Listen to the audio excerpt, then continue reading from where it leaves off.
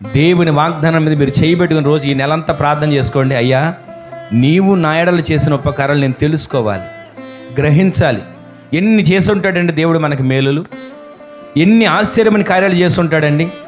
మనము తల్లి గర్భంలో పిండముగా రూపింపబడక మునిపే మనల్ని ఎరిగి ఉన్నాడు కదా. అప్పటి నుంచి మనకు ఒక ప్రణాళికను సిద్ధపరిచాడా?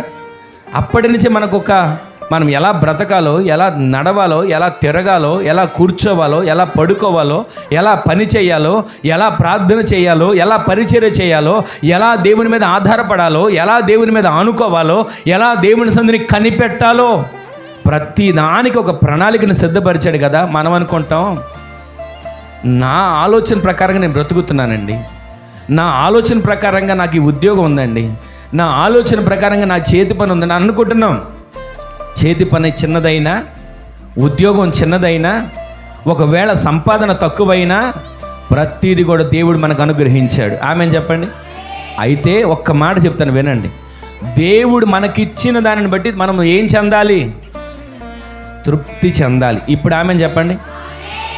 ఏది ఇచ్చినా, ఏది చిన్న ఉద్యోగం ఇచ్చినా సరే దాన్ని బట్టి తృప్తి చెందాలి. చిన్న కుటుంబం, దాన్ని బట్టి తృప్తి చెందాలి. ఒకవేళ సంపాదన చిన్నదే, దాన్ని బట్టి తృప్తి చెందాలి.